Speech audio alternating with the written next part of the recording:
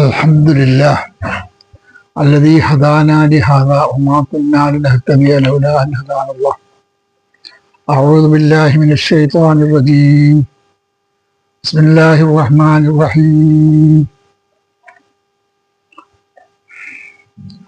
ألم تر كيف فعل ربك بأصحاب الفيل ألم يجعل كيدهم في تضليل وأرسل عليهم طيرا أبابيل ترميهم بحجارة من سجيل فجعلهم كعصف مأكول. صدق الله العظيم. സഹോദരന്മാരെ, സഹോദരികളെ, അല്ലാഹു സുബ്ഹാനഹു വ തആല അവന്റെ മഹത്തായ അനുഗ്രഹം നമ്മിലെല്ലാം വർഷിപ്പിക്കുമാറാകട്ടെ. സൂറത്തുൽ ഫീൽ എന്ന അധ്യായമാണ് ഇത്. മക്കിയാണ് ഈ സൂറത്ത്. ഫീല് എന്ന് പറഞ്ഞാൽ ആനകൾ എന്നാണ് അർത്ഥം. ആന എന്നാണ് അർത്ഥം. അല്ലാഹു സുബ്ഹാനഹു വ തആല മക്കയിൽ മുഹമ്മദ് നബി ജനിക്കുന്നതിൻ്റെ ഏതാനും മാസങ്ങൾക്ക് മുമ്പ് നടന്ന ഒരു സംഭവമാണ് ഈ ആനക്കലഹം എന്ന് പറയുന്ന ഈ സംഭവം. അന്ന് മുഹമ്മദ് നബി സല്ലല്ലാഹു അലൈഹി വസല്ലമ ജനിച്ചിട്ടില്ല. മുഹമ്മദ് നബി പ്രവർത്തനം ആരംഭിച്ചതിന് ശേഷമാണ് ഈ കാര്യങ്ങൾ വീണ്ടും അല്ലാഹു തആല അനുസ്മരിക്കുന്നത്. 7 ആയത്തുകളാണ് ഈ സൂറത്ത് ഉൾക്കൊള്ളുന്നത്. അല്ലാഹു സുബ്ഹാനഹു വ തആല നമ്മളോട് ചോദിക്കുന്നു, അലം തറ കൈഫ ഫഅല റബ്ബുക ബി അസ്ഹാബിൽ ഫീൽ. അലം തറ, നീ കണ്ടില്ലേ? മുഹമ്മദ് നബിയോടാണ് ചോദ്യം. അലം തറ, മുഹമ്മദ് നബിയെ താങ്കൾ കണ്ടില്ലേ? കൈഫ, എങ്ങനെയുണ്ടായിരുന്നു? കൈഫ ഫഅല റബ്ബുക, നിന്റെ നാഥൻ എന്താണ് ചെയ്തതെന്ന് നീ കണ്ടില്ലേ? അസ്ഹാബിൽ ഫീൽ, ആനക്കാലെ കൊണ്ട് നിന്റെ നാഥൻ എന്താണ് ചെയ്തതെന്ന് നീ കണ്ടിട്ടില്ലേ? നീ മനസ്സിലാക്കിയിട്ടില്ലേ? കാണുക പറഞ്ഞാൽ കണ്ണുകൊണ്ട് കണ്ടു എന്നതല്ല. ഈ സംഭവം മക്കയിലുള്ള ജനങ്ങളെല്ലാം കണ്ടതുപോലെ അവർ അറിയുന്നു, മനസ്സിലാക്കുന്നു, ഗ്രഹിക്കുന്നു. മുഹമ്മദ് നബിയും അങ്ങനെ തന്നെ. മുഹമ്മദ് നബി കണ്ടിട്ടില്ല. അദ്ദേഹത്തിന്റെ ജനനത്തിന് മുമ്പാണുള്ളത് ആ സംഭവം നടന്നത്. അപ്പൊ അലം തറ, നീ കണ്ടില്ലേ എന്ന് വെച്ചാൽ നീ കണ്ടതുപോലെയല്ലേ കൈഫ ഫഅല റബ്ബുക, നിന്റെ നാഥൻ ചെയ്തത്. അസ്ഹാബുൽ ഫീല്, അസ്ഹാബുൽ ഫീല് കൊണ്ട്.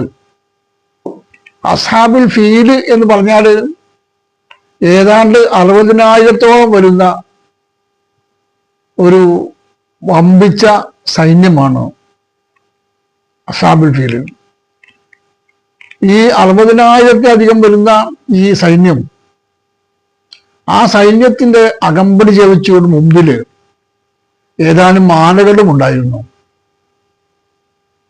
അറബികൾക്കിടയിൽ ആന അറിയില്ല എന്നാണ് ധരിച്ചിരുന്നത്.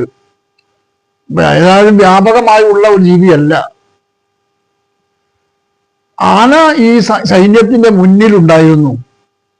അപ്പൊ ആനയാണ് അതിൻ്റെ കാര്യമായ വാർത്താ പ്രാധാന്യമുള്ള ജീവി.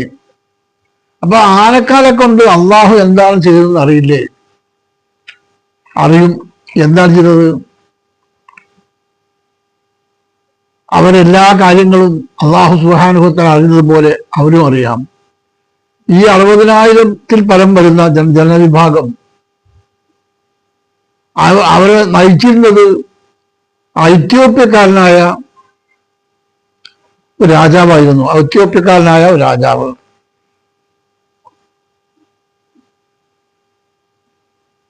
അദ്ദേഹം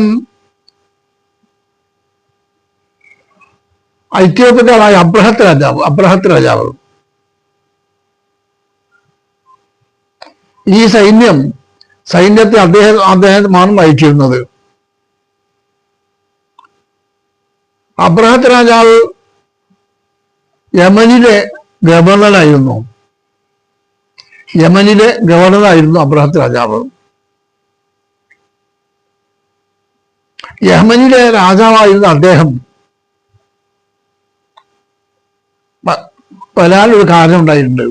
ഈ യുദ്ധത്തിന് വരാൻ അവിടെ പരിശുദ്ധ കഅബക്ക് വമ്പിച്ച പ്രശസ്തിയായിരുന്നു അക്കാലത്തുണ്ടായിരുന്നത്. ഇബ്രാഹിം നബി അലൈഹി ഇസ്ലാം കഅബ നിർമ്മിച്ചു. അള്ളാഹുവിന്റെ കൽപ്പന അനുസരിച്ച് ആ കഅബയുടെ വിളംബരം നടത്താൻ വേണ്ടി പറഞ്ഞു. അങ്ങനെ കഅബ ഉദ്ധരിക്കുകയും അതിനെ പ്രസിദ്ധപ്പെടുത്തുകയും ഒക്കെ ചെയ്യാൻ കൽപ്പന അനുസരിച്ച് അത് മുന്നോട്ട് പോയി. അങ്ങനെ കഅബ പുനരുദ്ധരിച്ച് നിലവിൽ വന്നതിന് ശേഷം ആളുകളെല്ലാം അങ്ങോട്ട് വരാൻ തുടങ്ങി. അപ്പോ യമനിലെ ഈ രാജാവിന് അദ്ദേഹത്തിന് എന്തെന്നില്ലാത്ത ഒരു പ്രയാസം. എങ്ങനെയാണ് ഇതൊക്കെ അറബികൾക്കിടയിൽ പ്രചരണം എങ്ങനെ കിട്ടിയത്? എന്നാൽ നമുക്ക് അതിന് പരിഹാരം ഉണ്ടാക്കണം. മാത്രമല്ല അറബികൾക്കിടയിൽ ഈ കഅബയുടെ പ്രശസ്തി കാരണം ധാരാളം സാമ്പത്തികവും മറ്റുമായ നേട്ടങ്ങളും അവർക്ക് ലഭിക്കുന്നു. അങ്ങനെ കഅബാലയം അവർക്ക് പ്രശസ്തിക്കും വളർച്ചയ്ക്കും ഒക്കെ വലിയ കാരണമായി തീർന്നു.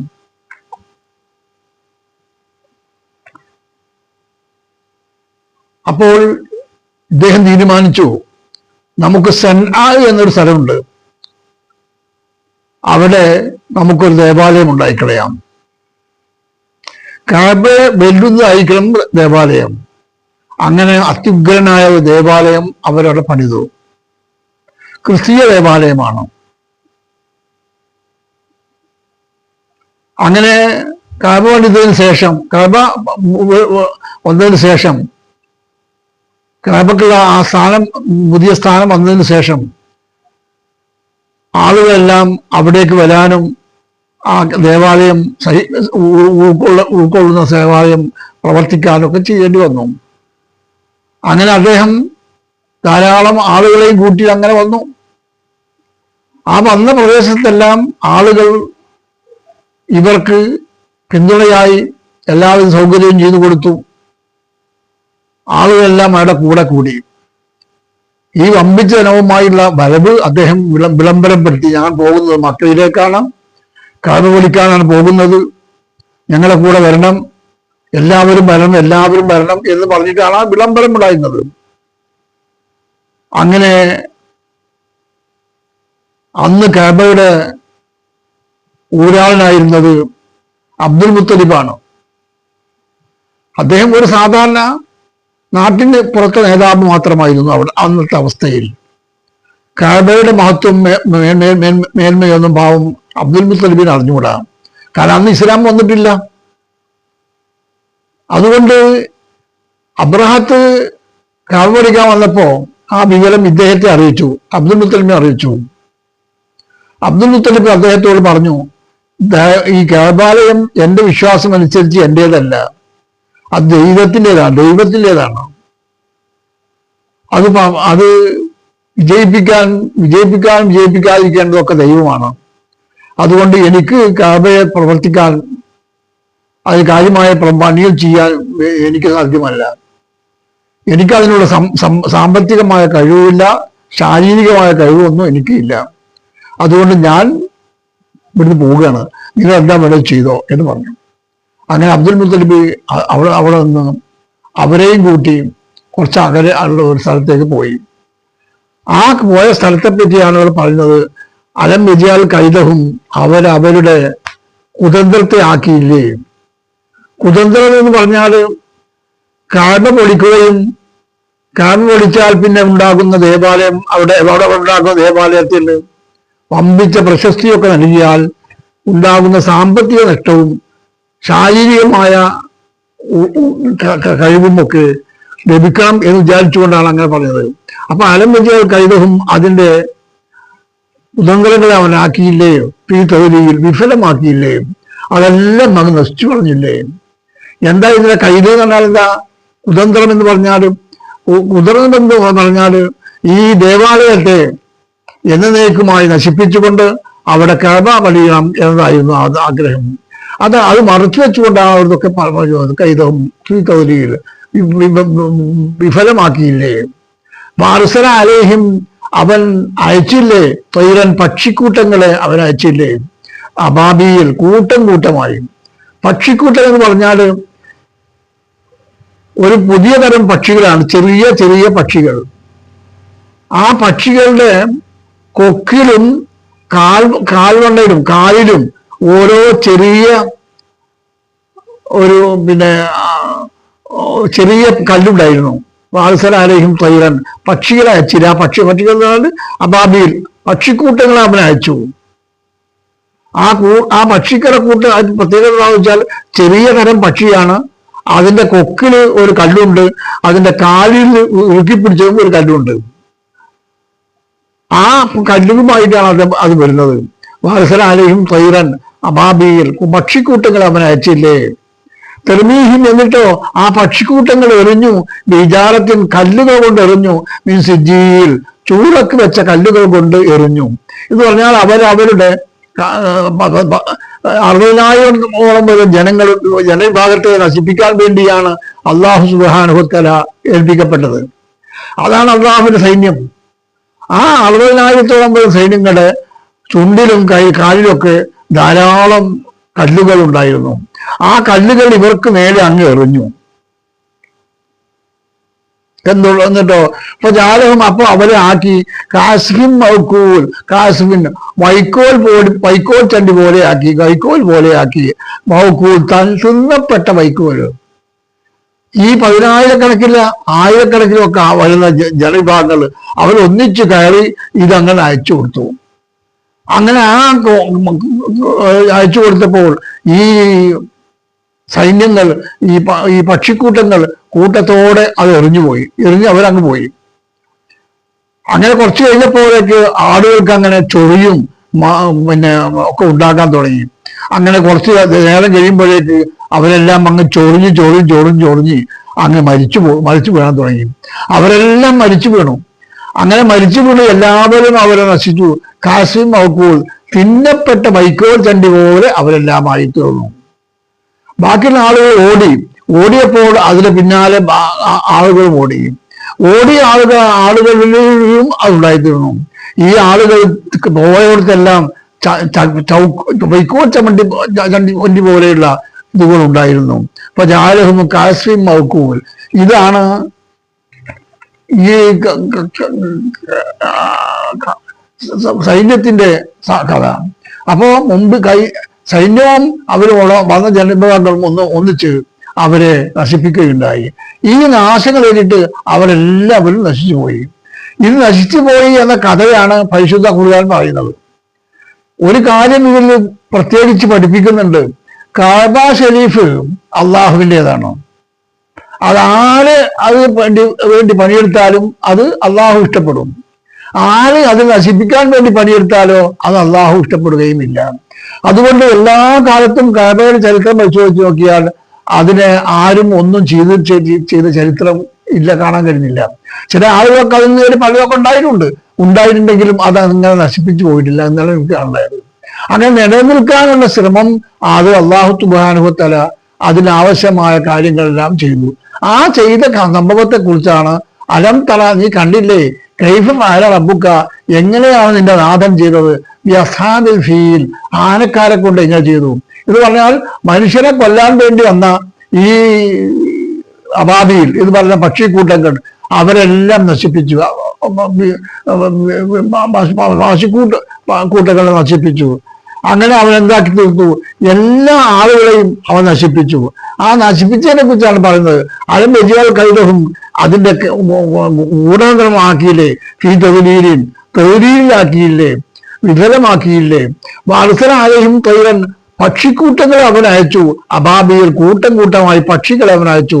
തെർമീഹിം അവരെറിഞ്ഞു, ഹിജാറത്തിൻ കല്ലുകൊണ്ട് എറിഞ്ഞു, മീൻ സിജ്ജിയിൽ ചുട്ടുപഴുത്ത കൽമണ്ണ് പോലെ അത് എറിഞ്ഞു.